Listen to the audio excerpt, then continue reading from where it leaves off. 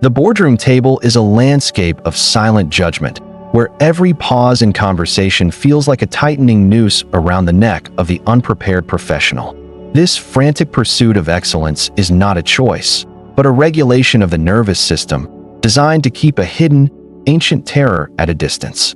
Underneath the polished exterior of the world beater lies a small, trembling architecture built entirely on the shaky foundation of a question that never received an answer. The high achiever enters the room with a calculated grace, checking the exits and the eyes of others, ensuring that no crack in the veneer is visible. A coffee cup is placed on the mahogany surface with a precision that borders on the surgical, avoiding any sound that might draw the wrong kind of attention.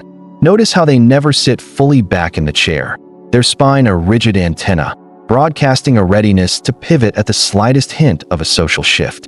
In the middle of a praise-filled performance review, their eyes dart toward the door, already anticipating the moment the approval ends and the inevitable critique finally begins.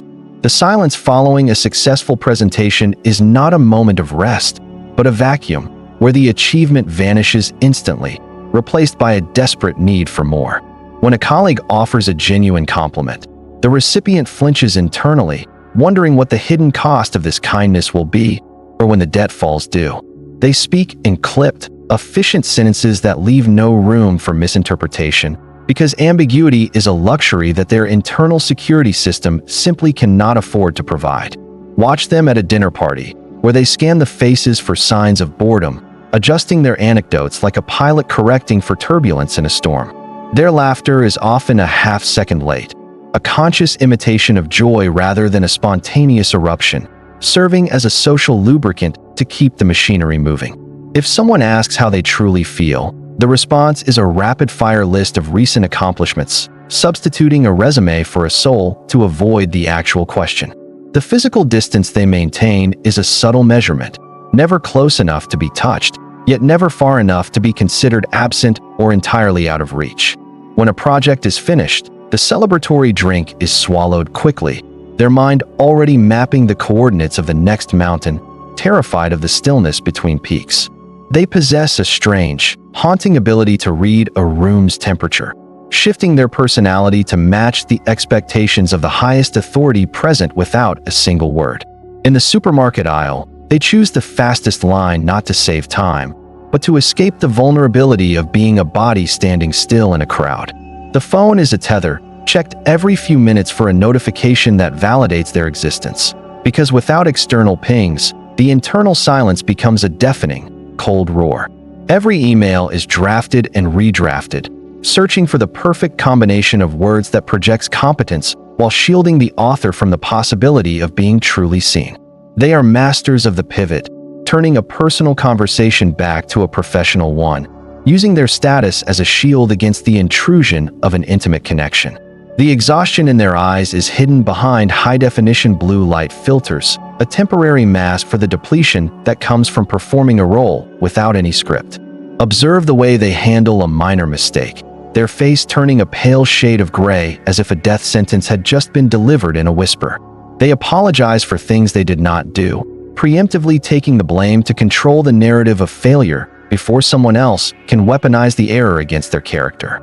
The gym becomes a theater of penance, where the body is punished for its perceived weaknesses, ensuring that the physical shell remains as disciplined as the professional mind.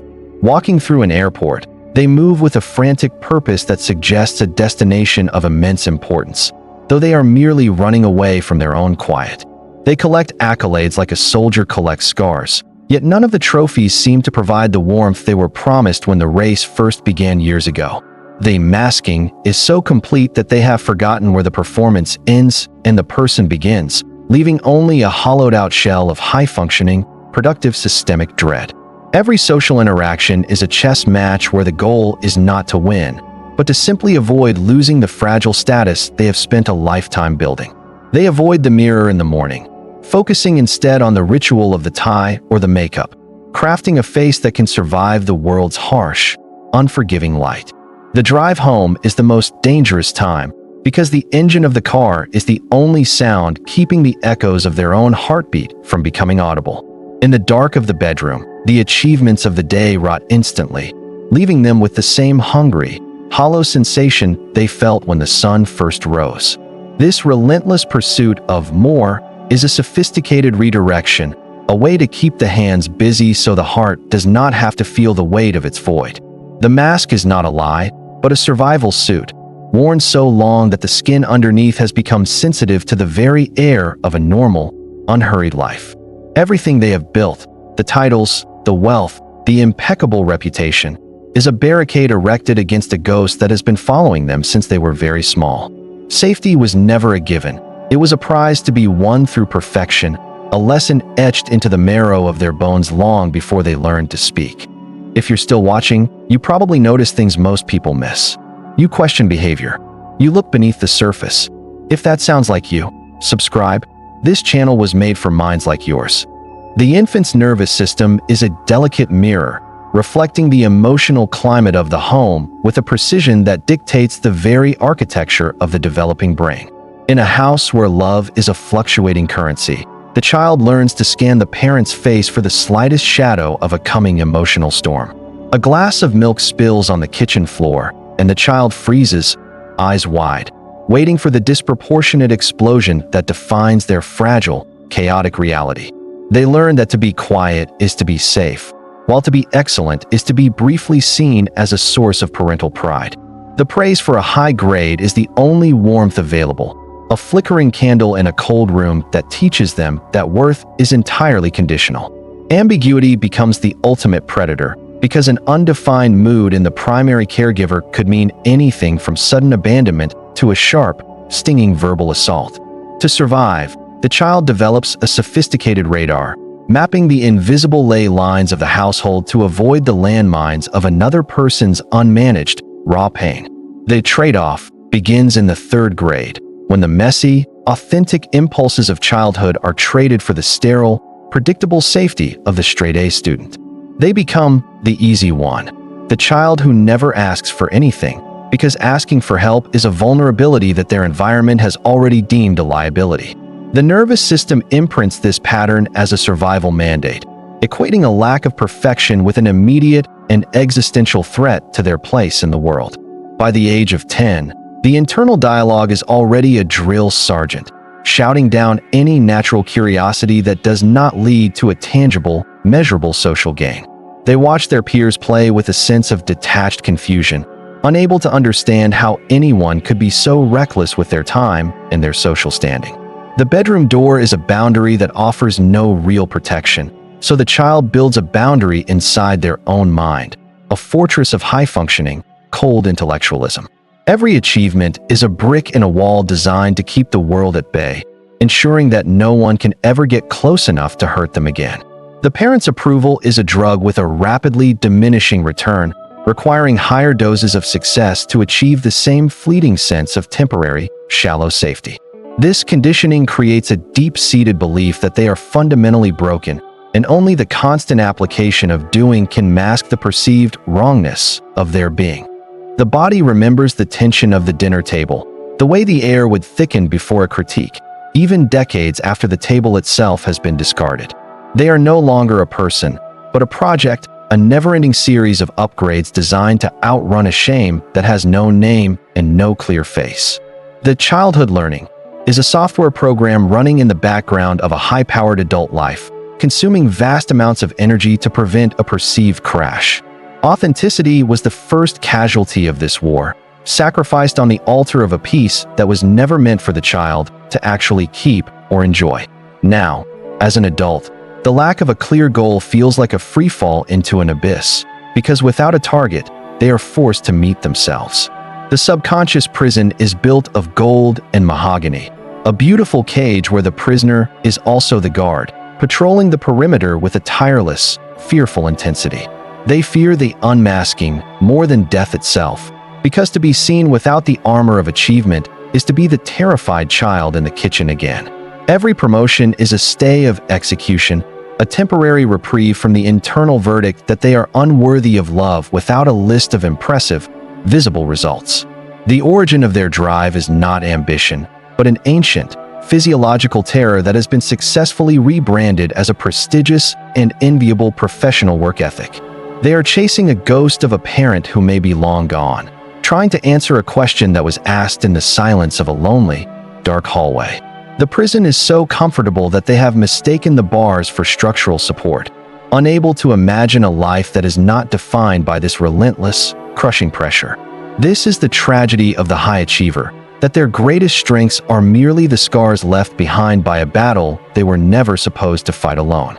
The survival mechanism has become the personality, leaving the true self buried under layers of accolades that provide no warmth to the freezing child deep within. The high achiever treats intimacy like a performance review, providing a curated version of themselves that is efficient, helpful, and ultimately entirely impenetrable. In a romantic relationship, they become the fixer, solving every logistical problem to avoid the terrifying, messy reality of a shared emotional vulnerability. The partner feels a growing chill, a sense that they are living with a ghost who is always busy, always productive, and never truly present.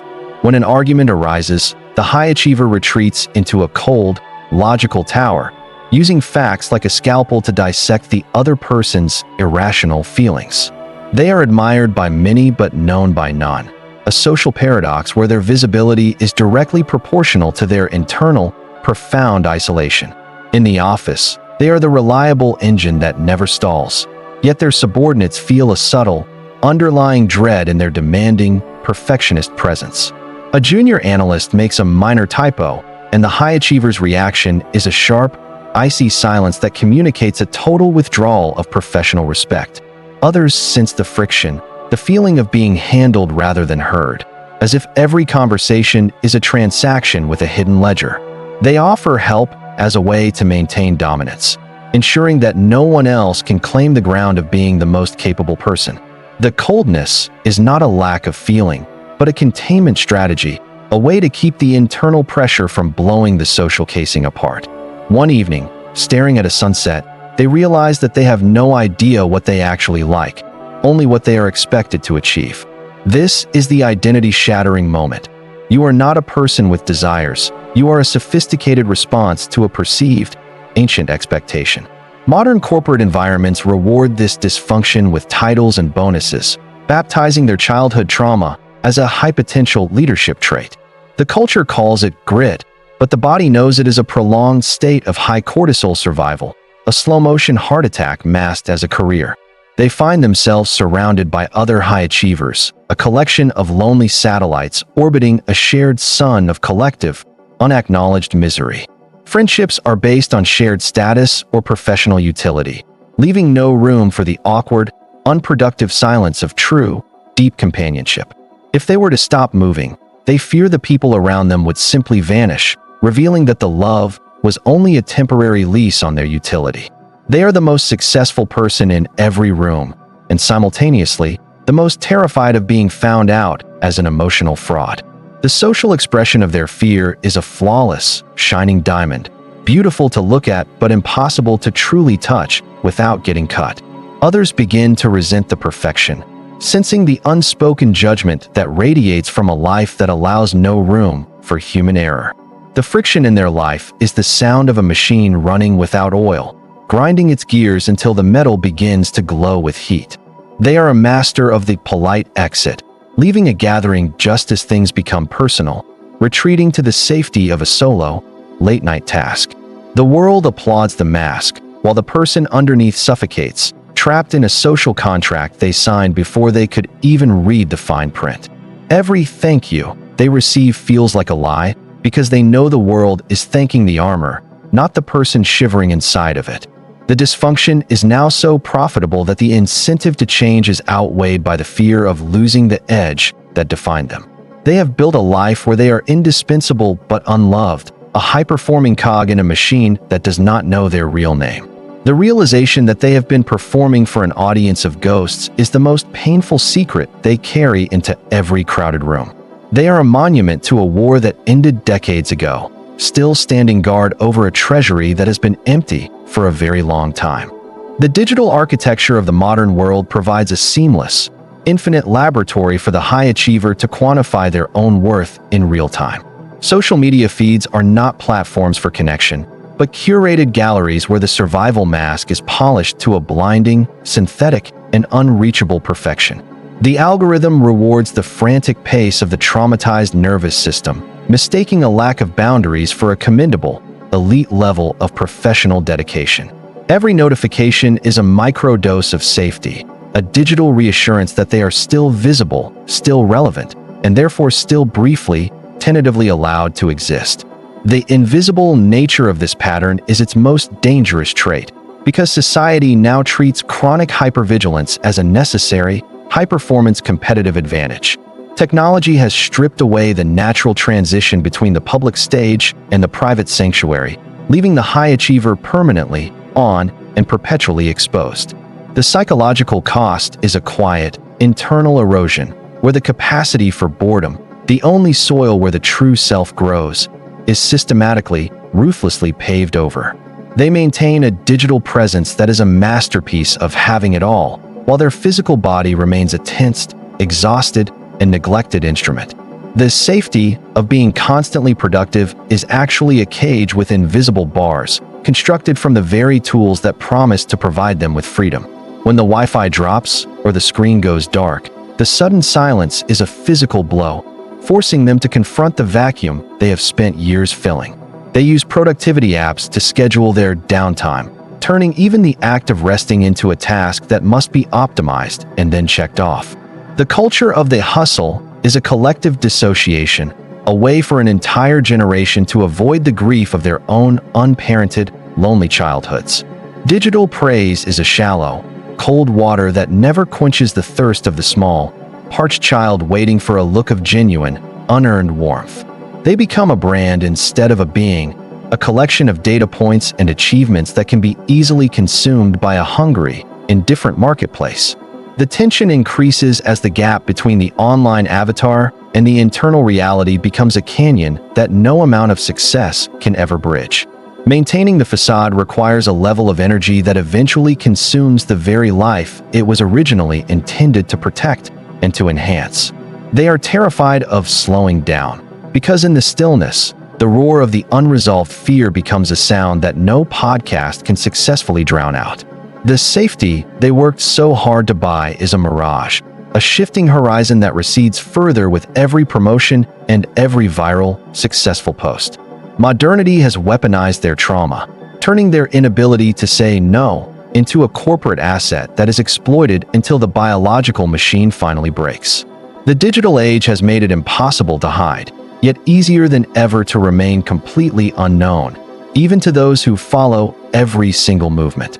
They find themselves trapped in a loop of doing to avoid being, a cycle that is celebrated by a world that values output over human soul. The cage is lined with high-resolution screens, showing them a version of a life that looks perfect but feels like a cold, heavy, and airless lead.